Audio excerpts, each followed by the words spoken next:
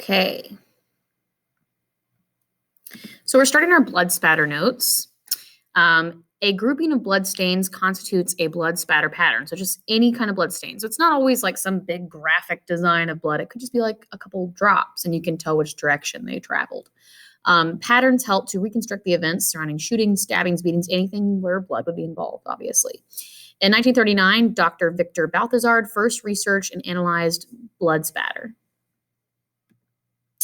Analysis of blood spatter pattern can help determine direction the blood traveled. That's one of the easiest ones to know. The angle of the impact, a little more complicated, have to calculate it, but I mean, it's just dividing two numbers. It's not that hard. And then point of origin of the blood, so figuring out where the victim was at that would create that spatter on the wall or the floor. And then velocity of the blood, so how fast it was traveling. So are we dealing with a knife? Are we dealing with an artery? Are we dealing with a gun? And then the manner of death. So how, like what object was killing him? Did they kill them? The amount of blood that is there, did that kill them?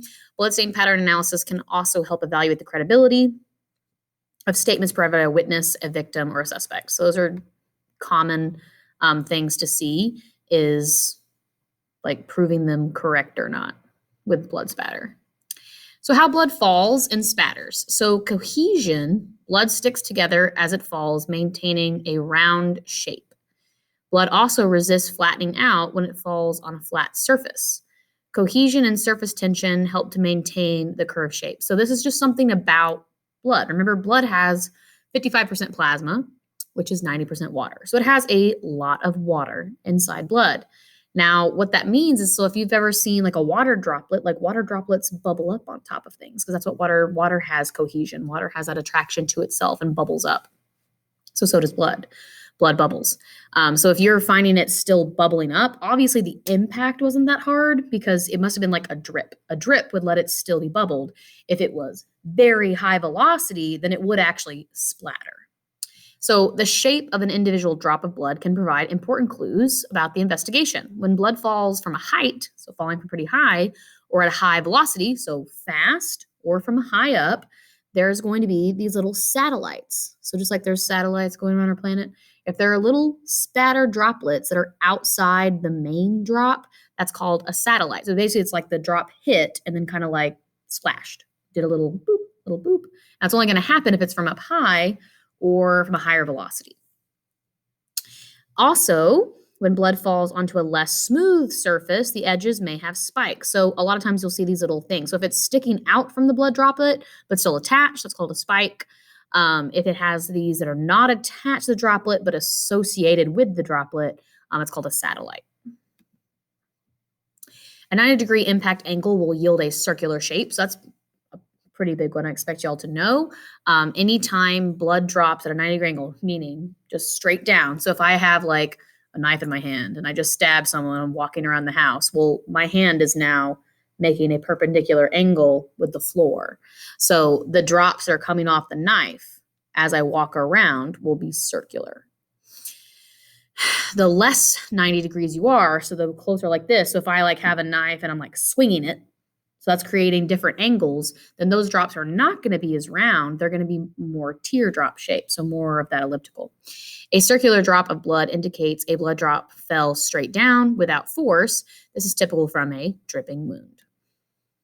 So what about the elongated? So elongated blood drop indicates blood was traveling from a different direction. Okay, so this is where we can start telling direction of a blood drop. So see these 90 degrees, well, it just fell straight down. So that's not a direction. It was a drop. It was a drip off something, and it just fell straight down to the floor.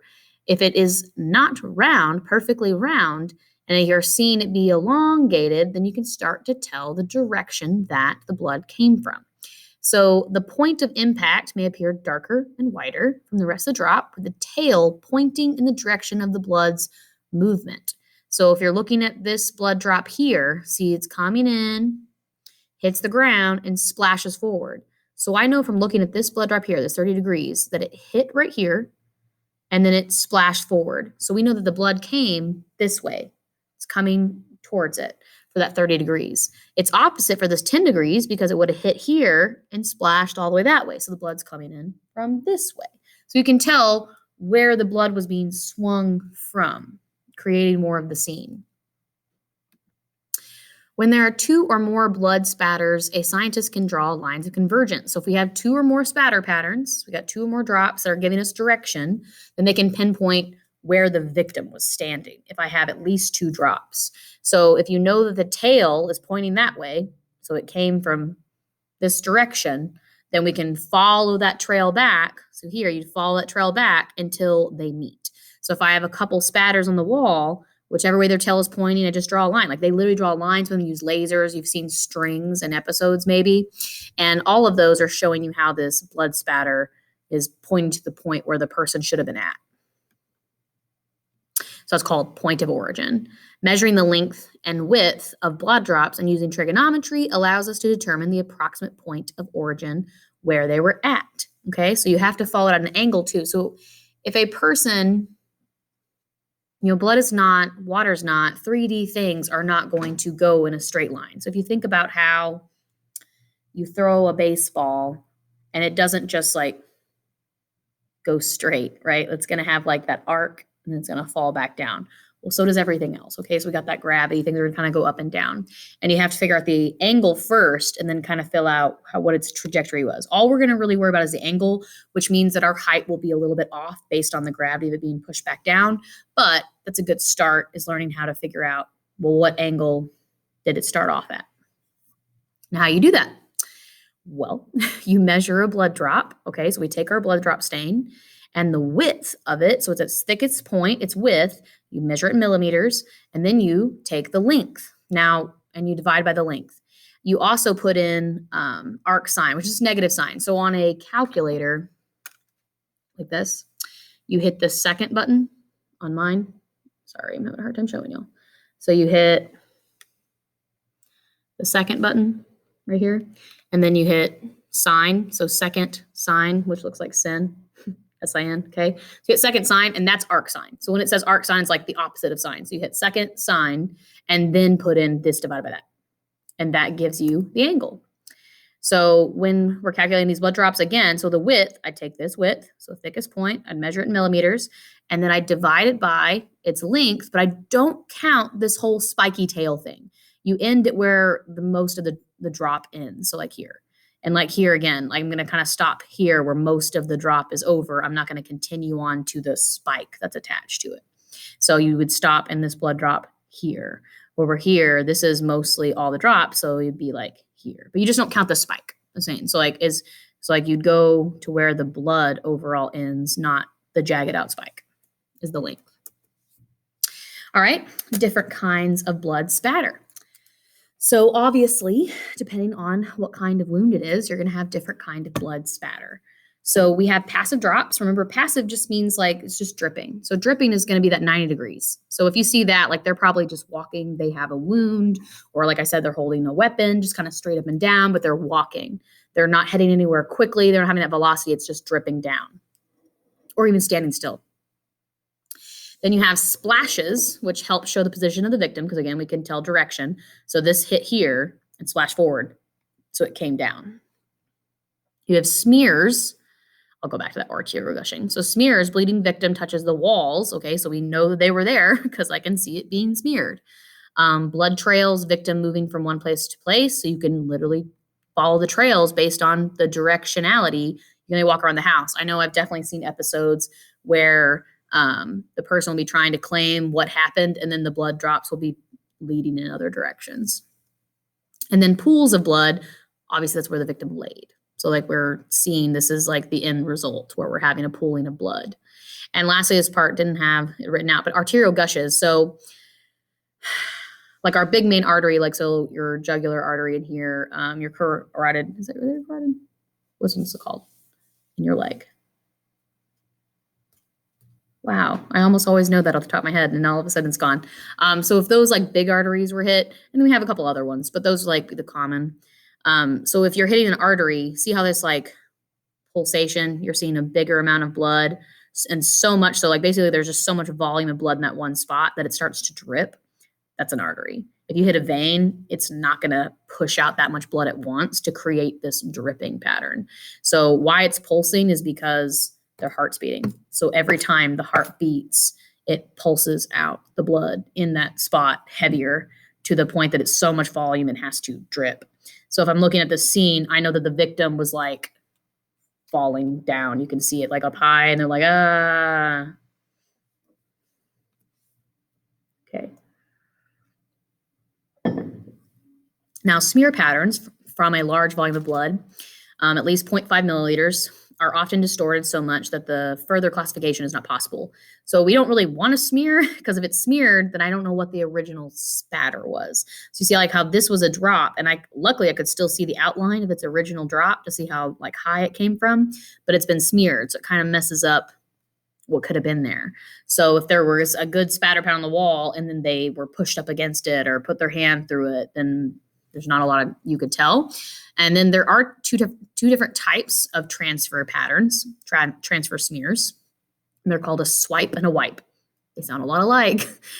So a swipe pattern is the transfer blood onto a surface not already contaminated blood. So it's like if you were bloody and you wiped your hands on a clean wall, that's a swipe. You're adding your blood. Someone dragging a body across the floor and their hair drags blood across the floor. A wipe is when it's already dirty. Okay, so you have blood spatter on the wall and the person is like pushed up against it and it smudges it. So if blood is already there and then it's smeared, that's a wipe. They're wiping it. Think like cleaning. I'm wiping it up. It's already dirty and I'm wiping it. Swipe is when I'm dirty and I swipe it onto a surface. All right, for arterial gushing, so arterial spurts usually occur when an artery is damaged and the blood spurts or gushes in a large volume and pulses. So I showed you that picture, that pulsation. Large drops striking a vertical surface decelerate from air resistance and produce a pattern without spikes. You're not going to see all that spattery spikes and the satellites. You're going to see a big collection of blood circle within so much blood that it has to drip. And that's how you know they hit an artery. Speed and velocity also impact blood spatter. So obviously the faster the weapon is going, that's going to affect the way the spatter looks. Generally, the higher the energy, the greater the division and finer the spatter. So the teenier the droplets will be, the faster the weapon was moving. The lower the energy, the bigger the circles would be. So if I'm looking at this one, for like a gunshot wound, you're looking at less than a millimeter, little tiny spatters, little tiny spat everywhere, just teeny tiny droplets because it's moving so fast. Medium velocity, like being beaten. Okay, so that's still pretty fast. I'm moving your hands, beaten with like a bat, like that still can be fast, having a high velocity, but 1 to 4 millimeters. I mean, still small, but 1 to 4 millimeters. And then low velocity is like a blunt object, could be like more of like a hammer, just one hit. That can also be like a bat. It just depends on how fast they're swinging. Because again, it's also about velocity. So both these two could be blunt, but usually the more blunt the object is, so like less sharp, the bigger the spatter. All right, then we have cast off. So the movement and number of swings can often be documented by the examining of a cast off pattern. So you can actually tell how many times the person was hit based on a cast off pattern. Okay, so here's how that works. If I hit someone in the head with a hammer, their head will start to bleed, but there isn't blood already on the ceiling in a cast off pattern. First, I have to hit them, creates blood. Blood gets on my weapon. Then as I come up and lift again to hit them again, I create a cast off pattern. So if you see a cast off pattern, they've hit them at least twice because they had to hit them to get blood on the object and then swing it up. So if I have, like this one has 1, 2, 3, 4, they've hit them at least 5 times. The only way to have that possible. So you can see, you can tell if they're lying. Like, only hit him once. I didn't mean for him to die. And you're like, you hit them 7 times. So there's 7 cast-off patterns. As an instrument continues to swing backward, the movement accelerates. You can see the blood droplets will cast off. The instrument itself will swing off of it. These drops will approximately be a linear pattern, so they're going to be aligned with each other. The small drops will strike at an increasing acute angles. Basically, like the first hit, they'll make round circles because that's like 90 degrees of the ceiling. And then as we continue our arm backwards, they're going to make those more elongated blood drops. And here's the last slide. So becoming a blood stain pattern analyst, I just wanted y'all to know, like, this is kind of what you have to do. Blood stain pattern is really cool, but it's definitely one of our higher level subjects. You have to understand a lot about chemistry, a lot about math.